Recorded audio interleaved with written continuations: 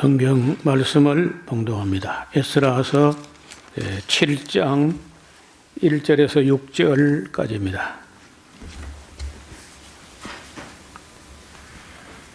이 일 후 바사왕 아닥사스다가 위에 있을 때 에스라라 하는 자가 있느니라.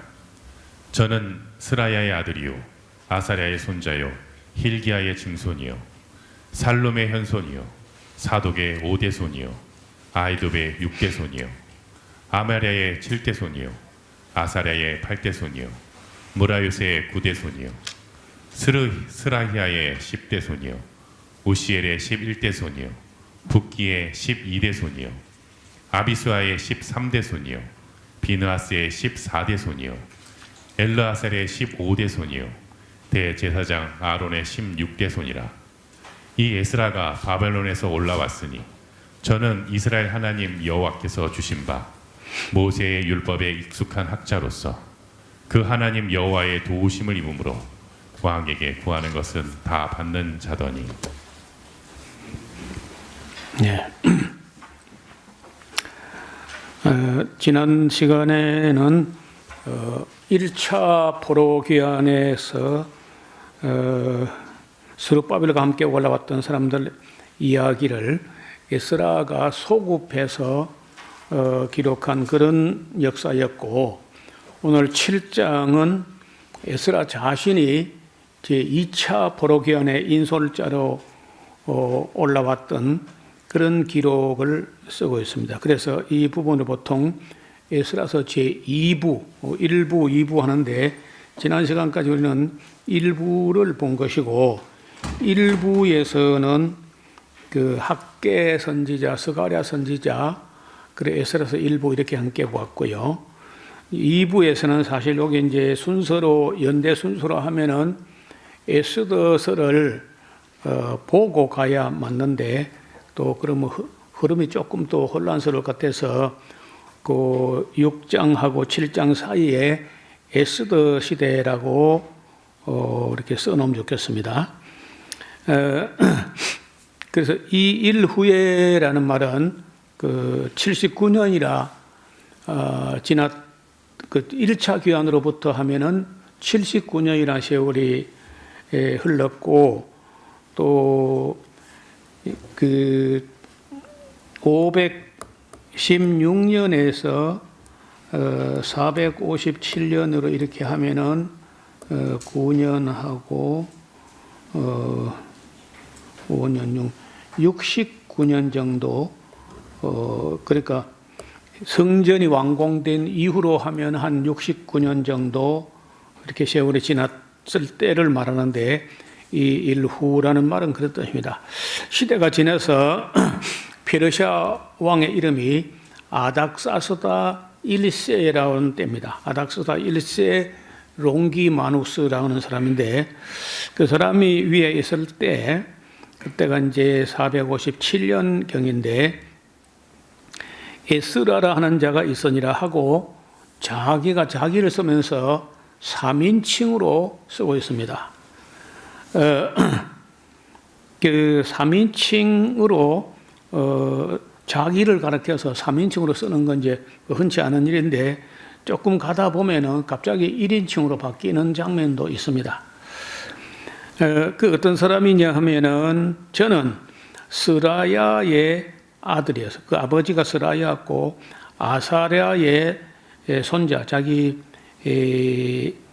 할아버지는 아사랴, 그리고 그 정조 할아버지는 힐기야였다는데, 그리고 살룸, 그 위에 고조 할아버지는 살룸이고, 또 사독의 5대 손이고 아이돔의 6대 손이고 아마라의 7대 손, 아사라의 8대 손이요 무라요세 9대 손이요 스라히야의 10대 손이요 우시엘의 11대 손이요 붓기의 12대 손이요 아비수아의 13대 손이요 비느하스의 14대 손이요 엘르아살의 15대 손이요 대제사장 아론의 16대 손이라.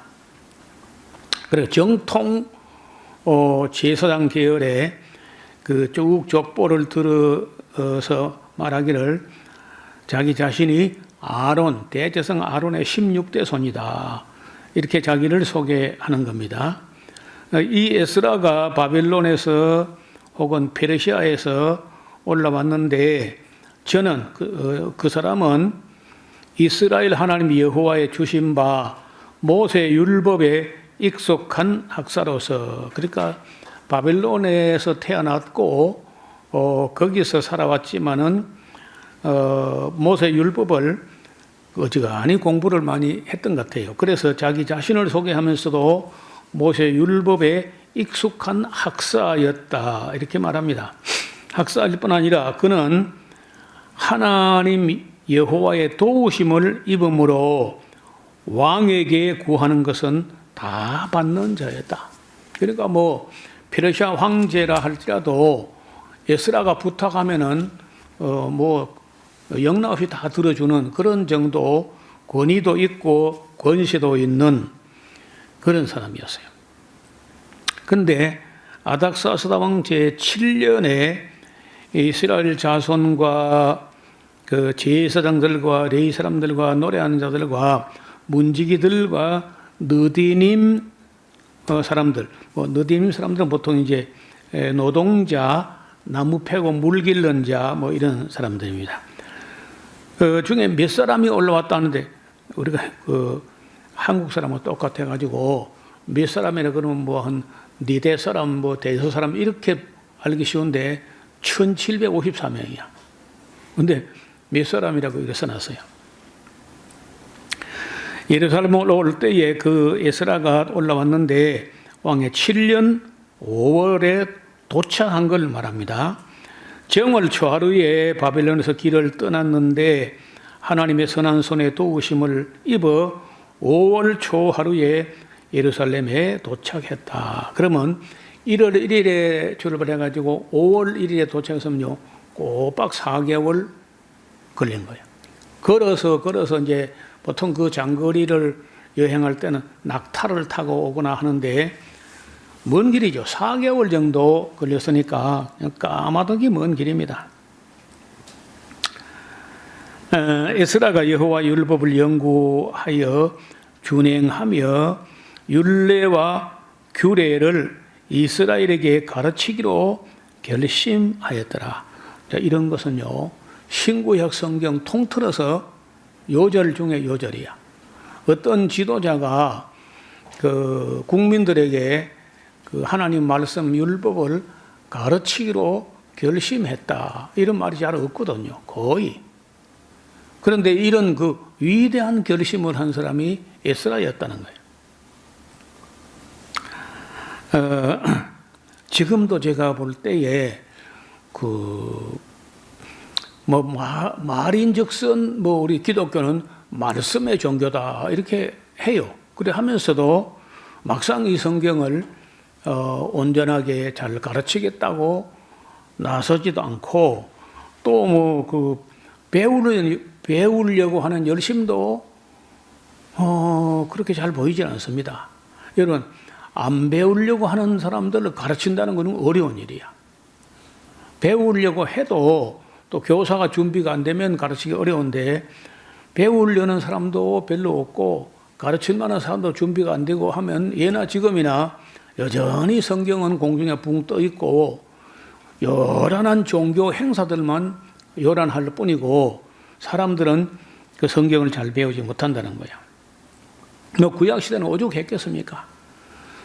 그런데 이 위대한 결심, 이 에스라가 여호와의 율법을 첫째 연구하며 둘째 자기 자신이 실천하며 준행하며 율례와 규례를 이스라엘에게 가르치기로 결심하였더라.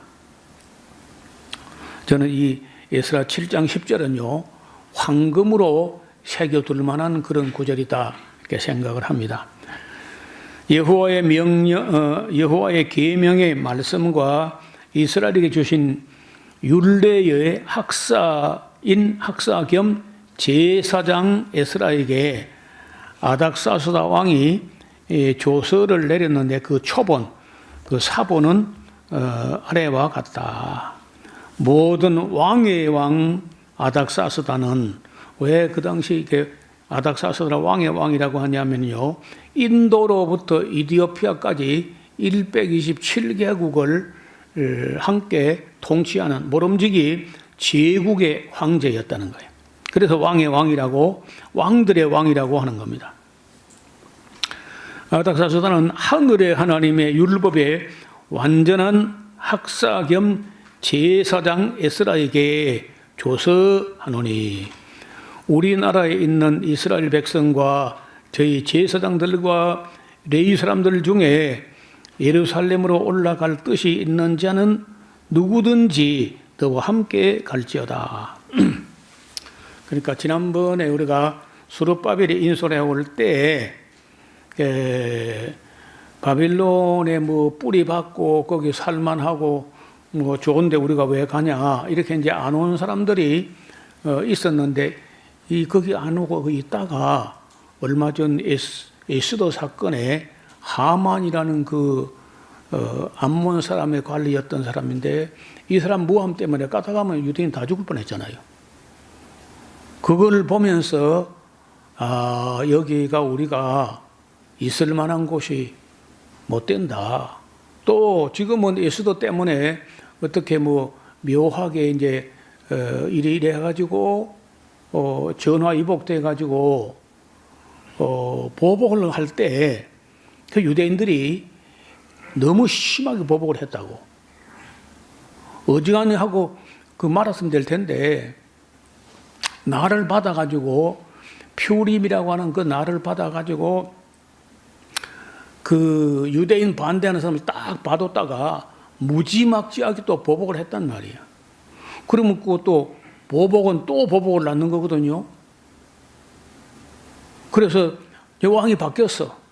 아하수에로가 죽고 에스더 남편이 죽고 그 뒤에 그 아들 아닥사스다 시대를 맞이했기 때문에 세상이 여차하면은 또 유대인들이 또 너무 또 쇄도를 부리고 너무 권세를 부리고 이제 이렇게 하고 보복도 너무 무자비하게 뭐 잔인하게 이렇게 보복을 했다면은 또 누가 반감을 가지고 무슨 일이 벌어질지 모르는 거예요. 그러니까 이제 굉장히 불안할 수 있는 거죠. 그래서 지금 잘 나간다고 해가지고 영원히 잘 나간다는 보장도 없고, 또 너무 혹독하게 보복을 했기 때문에 또 반격이라든지 이런 게 올 수 있다는 거예요.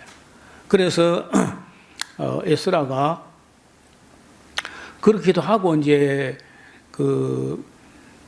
예루살렘으로 돌아간 79년 전에 스룹바벨이 인솔해 갔지만은 그럼 한 80년 지났는데, 그래도 만만치가 않았고, 뭐 해방을 하고 반대하고 이래가지고 상당히 공사 중단됐다가 완공을 했다 하지만은 딱 껍데기다.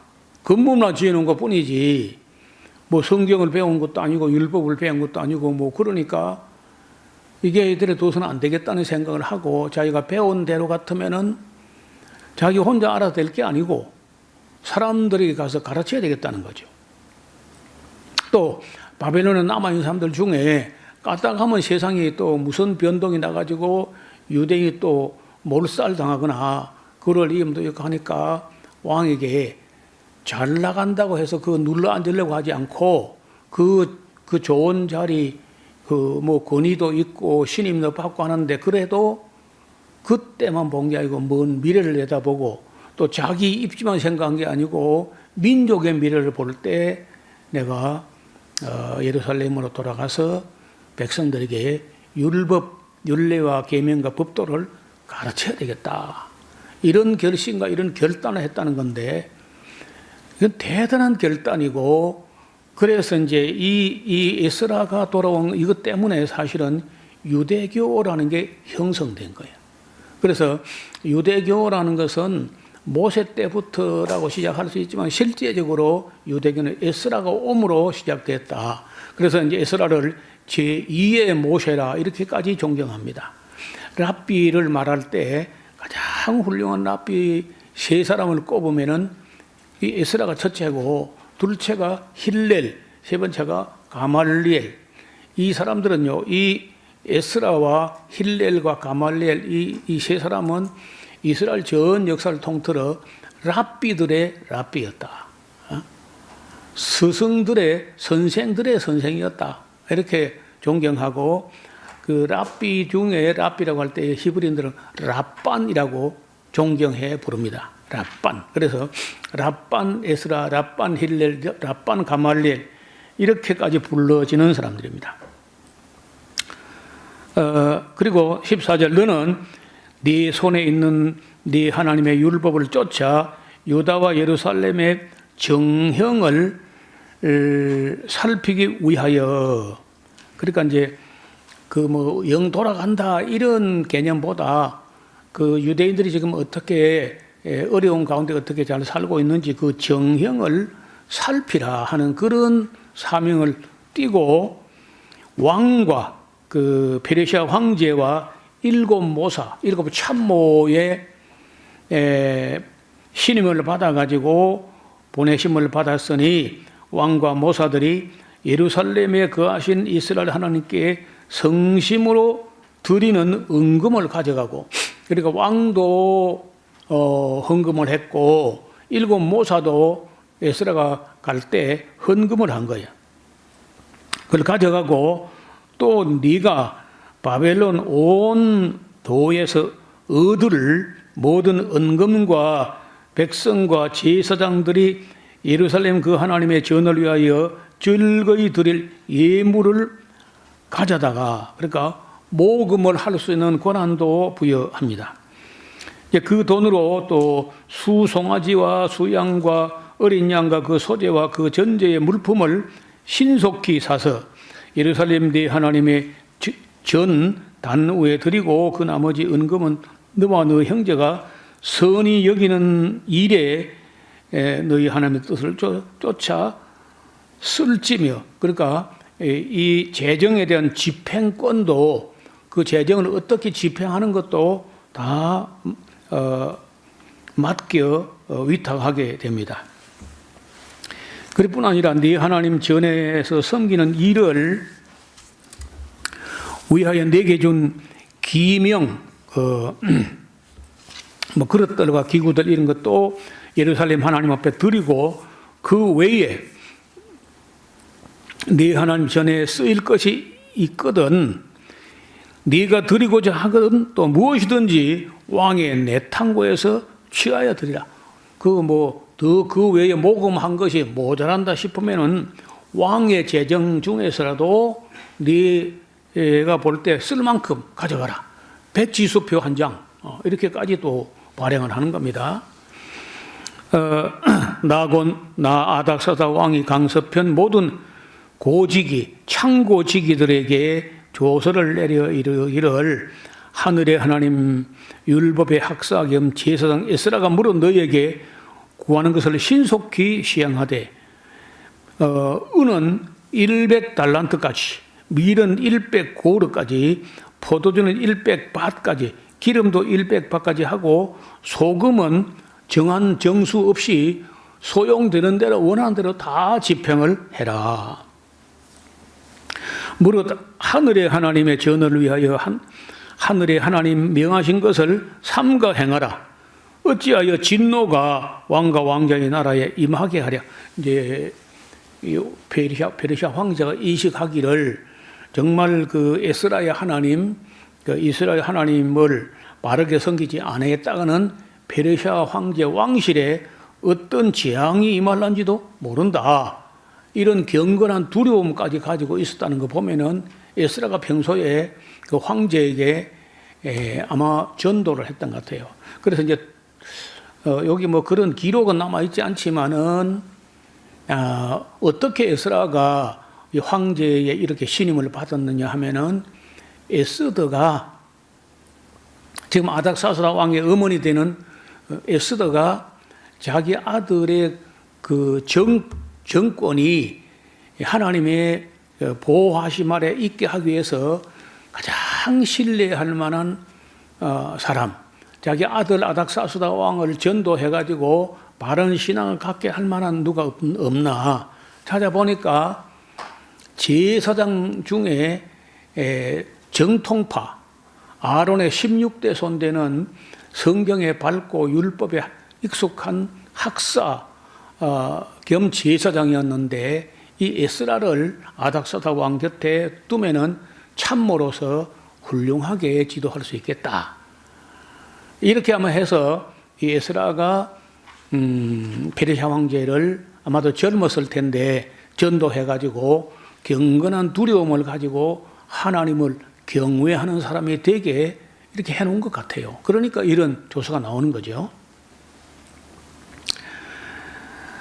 24절 내가 너에게 이르노니 제사장들이나 레위 사람들이나 노래하는 자들이나 문지기들이나 느디님 사람들이나 혹 하나님의 전에서 일하는 자들에게 조공과 잡세와 부세를 받는 것이 불가하니라 하느라. 면세의 권한. 그러니까 다시 말하면 하나님 성전에 일하는 뭐 제사장들, 노래하는 사람들, 레위인들, 문지기들, 느디님 사람들, 뭐 그 외에도 그 하나님 전에서 일하는 사람들에게는 세금을 받는 게 옳지 않다.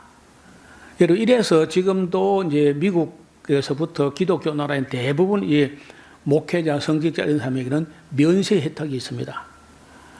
우리 한국에서도 면세 혜택이 있었는데 그 몇 년 전부터 이제 종교인에게도 세금을 부과하자. 그 소득세 중에서 얼마를 내게 하는데 얼마 이하 소득세 연간 소득이 뭐 얼마 이하는 그냥 면제하고 얼마 이상 규모가 되나 교회는 소득세를 내게 하자 해가지고 내는 교회도 들어 있습니다. 25절 에스라야 너는 네 손에 있는 네 하나님의 지혜를 따라 네 하나님의 율법을 아는 자로 유사와 재판관을 삼아 인사권도 행사할 수 있게 한 거예요. 삼아 강서편 모든 백성을 재판하게 하고 그 알지 못하는 자는 너희가 가르치라.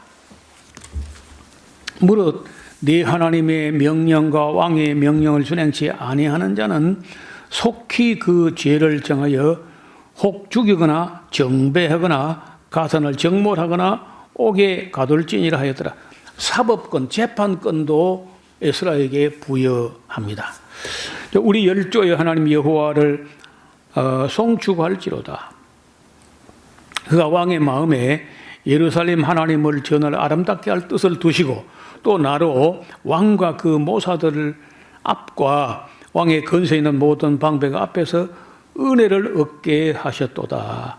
나의 하나님 여호와의 손이 나의 위에 있으므로 내가 힘을 얻어 이스라엘 중에 두목들을 모아서 나와 함께 올라오게 했다. 이렇게 기록하고 있어요. 그러니까 자 우리 잠깐 앞을 보시면은 그 페르시아 역사의 그 연표를 잠깐 정리하고 가려고 합니다. 페르시아가 이제 시작된 것은 고레스 왕의 즉위 원년으로 하면은 BC 538년 페르시아 황제 고레스가 칙령을 내리면서 유배 중이었던 유대인들이 귀환하게 되죠. 그리고는 520년까지 공사가 잠깐 중단되었다가 516년까지 해서 이제 다시 학계 스가랴가 책망다고 건면해가지고 성전은 완공이 됩니다. 그리고 490년경에 페르시아하고 페르시아의 제국의 다리우스 황제하고 그리고 이제 그리스의 군대하고 붙어가지고 그 마라톤 전쟁이라는 유명한 전쟁이 터집니다. 그리고 이제 몇 년 후에 90년이고 80년이니까 한 4년 후에 그 다리우스가 죽고 그 아들 아하수에로가 페르시아 황제가 됐는데 그때 이제 에스더 사건이 일어나게 되고 그게 일어난 게 아마 연도가 정확하지 않지만은 486년에서 그 6년 혹은 7년 그런 어간으로 봐요. 그러면은 옛날에 바벨론 포로 잡혀갔던 그 해가 마지막 바로 잡혀간 게 586년이에요. BC 586년. 그러니까 486년이요. 100년쯤 된 거라. 바벨론으로 포로 사건이 있은 지 한 100년 정도 지났을 때에 이런 에스더 사건이 터진 거죠. 그리고 이제 아하스웨로 왕이 다시 한번 페르시아하고 전쟁을 벌이는데 그 전쟁이 480년에 살라미스 해전이라는 그 유명한 해전이 벌어집니다. 그때 이제 대패하면서 그리스가 이제 승기를 잡게 되고요. 그때로부터 이제 페르시아는 사실상 기울기 시작해요. 480년 살라미스 해전에서 헬라 제국이 그리스에게 패배하면서 페르시아 역사는 이제 기울어지게 되는데, 그리고 바로 457년에 에스라가 그 세계 정세를 읽었는지 아니면 하나님의 어떤 계시나 감동이 있었는지 457년에, 그러니까 에스라 이후에 23년, 에스라 사건 이후에 23년 정도 지났을 때 에스라가 이러다가는 앞으로 이 페르시아가 언제 어떻게 무너지고 나라가 어려울지 모르겠다. 여기는 정말 우리가 영원히 뿌리 박을 만한 땅이 아니다는 인식하고 에스라가 이제 그 아닥사스다 황실의 비서재간 율사로 있다가 1754명의 이스라엘 동포와 함께 바벨론에서 올라온 거거든요. 그 예루살렘에 올라와서 번제를 드리게 되는데 요 연도가 조금 계산이 안 맞는 것 같아요. 229년 잘못된 것 같아요. 23년 정도 되는 해입니다. 그리고 이제 그 뒤에 에스라서 끝에 가서 보면 이제 에스라가 개혁을 하다가 어려움을 당하게 돼요. 그 어려움 당했을 때 BC 444년에 느헤미야 총독이 또 올라오게 됩니다. 그리고 느헤미야가 올라왔던 그 해 BC 444년 7월 초막절 때 모세가 유언을 남긴 지 1000년 만에 그 유명한 에스라 성경 강좌가 한번 이루어지는 걸 우리가 읽을 수 있습니다. 좀 이따 이제 우리 느헤미야서 공부할 때 이 장면을 볼 거예요. 그래서 적어도 이런 기본적인 연표 정도는 정리를 해두는 게 좋을 것 같습니다. 이 에스라의 그 인품과 권위가 어느 정도였냐? 하여간 하나님의 도우심을 받는 그런 인물이어서 그 이름대로 에즈라, 하나님이 도우신다, 그 이름대로 하나님의 도우심을 받음으로 왕에게 무엇을 구하기만 하면 왕이 다 집행을 합니다. 그 정도 권위가 있었어요. 그다음에 아닥사스다 1세 칙령의 수령자, 이 칙령을 받들어 가지고 시행하는 그런 권세가 있었어요. 페르시아 황제와 7 모사의 신임을 받는 사람이었고, 예루살렘 그 지원을 할 수 있는 후원금도 모금도 할 수 있는 권한이 있었고, 또 재정에 대한 집행권도 가지고 있었고, 황제의 내탕고에서 필요한 만큼 재정을 집행할 수 있는 그런 권한도 받았습니다. 에스라는 면세, 그 세금도 내지 않을 정도 면세에도 권한을 받게 됐고, 사법권도 부여받아 백성을 재판할 수 있었고, 제2차 귀환자들을 인솔할 수 있는 권한이 부여되었고, 1754명을 인솔하여 예루살렘에 도착했습니다. 하나님을 신뢰하는 믿음으로 일단 이제 읽어보면은 먼 길 가는데 4개월씩이나 걸리는 그 먼 길 가는데 중간에 뭐 떼강도 날강도 막 이렇게 되면 어떡해요? 그래서 페르시아 황제에게 호위할 수 있는 호위병을 뭐 한 1000명이나 이래 붙여달라 이래 할 수 있는데 그래 안 했다는 거야. 그 왜 안 했냐면은 그 평소에 아닥사다 왕에 전도할 때 하나님은 자기를 신뢰하는 사람을 지켜주신다 이렇게 전도를 해놨다는 거야. 그래놓고는 에스라가 그 왕에게 군사를 좀 보내가지고 우리 좀 지켜주세요 이렇게 하면 너 하나님 지켜주신다면서 뭐 이렇게 할 것 같아요. 좀 부끄럽다는 거야. 그래서 왕에게 그런 군사를 부탁해가지고 호위병을 좀 붙여달라 이래 하기가 좀 부끄럽기도 하고 해서 차라리 하나님께 기도는 낫겠다 하고 아하와 강가에서 그 1753명이 금식을 합니다. 금식 기도를.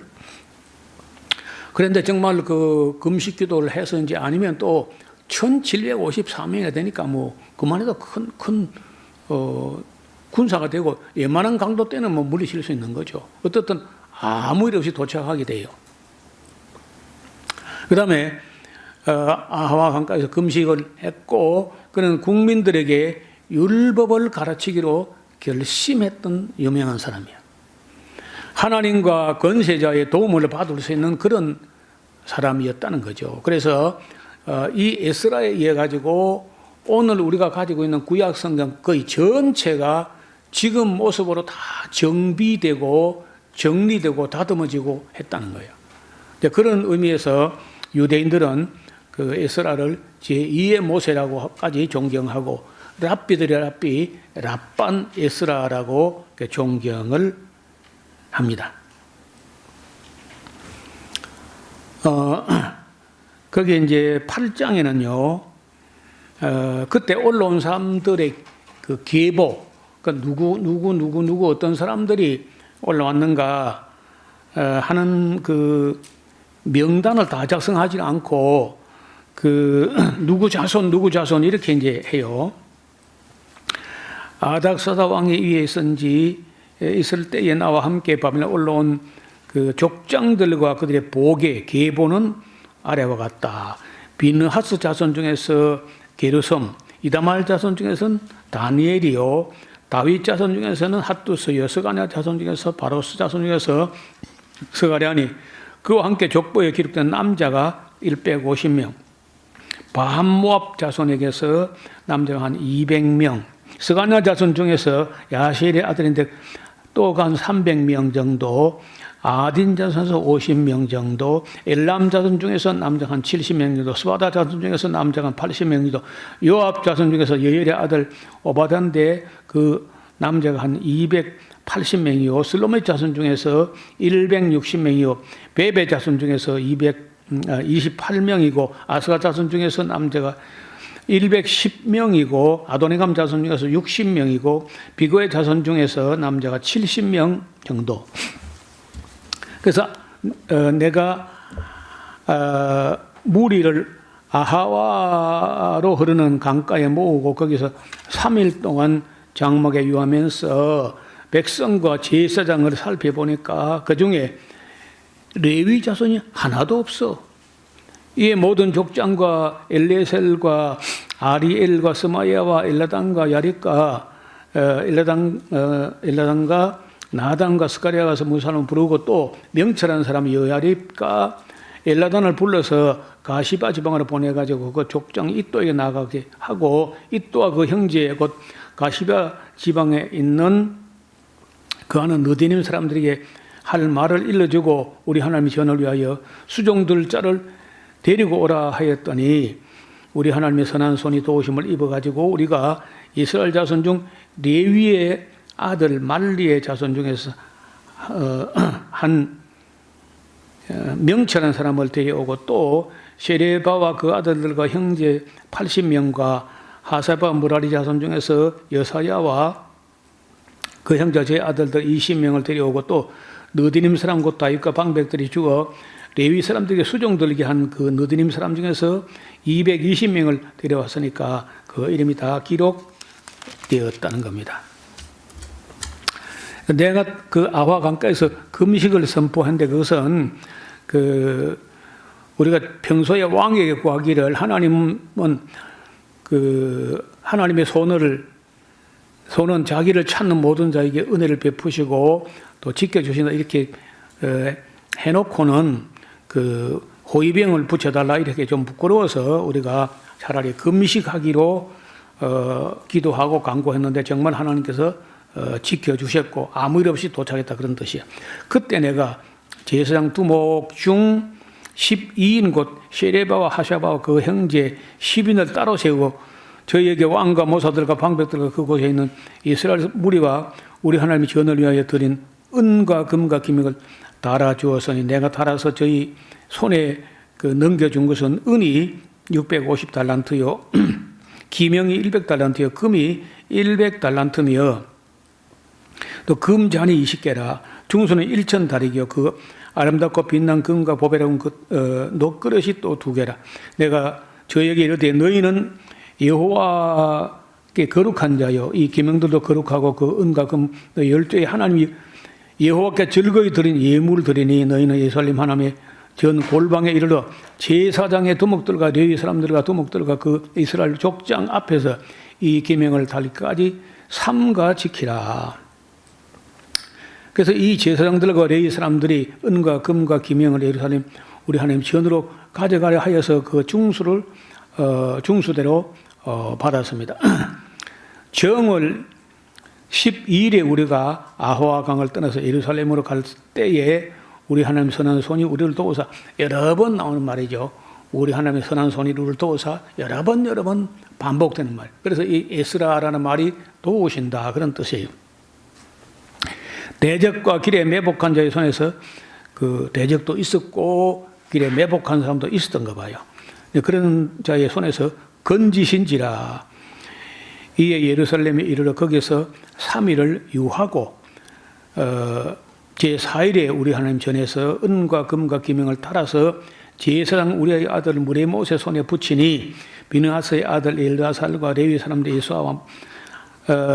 예수의 아들 요사박과 빈누이와 아들 노아데아가 함께 있어가지고 모든 것을 다 계속 달아보고 그 중수를 당장 책에 기록하였느냐. 사로잡혔던 자의 자손 곧 이방에서 들어온 자들이 이스라엘 하나님께 번제를 드렸는데 이스라엘 전체를 위한 수송아지가 12이요 또 수양이 96이요 어린 양이 77이요 또 속죄제의 수염소가 12인데 모두 여호와께 드린 번제물을 드리라. 우리가 또 왕의 조서를 왕의 관원과 강서편 총독들에게 붙임에 저희가 백성과 하나님의 전어를 도우게 되었다. 그렇게 기록하고 있습니다. 우리가 에스라서 이제 마지막에 그 2장이 남아 있는데 이 2장이 이제 중요해요.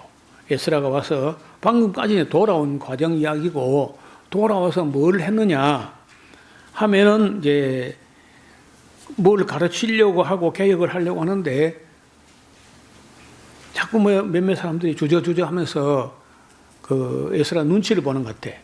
그래서 알아보니까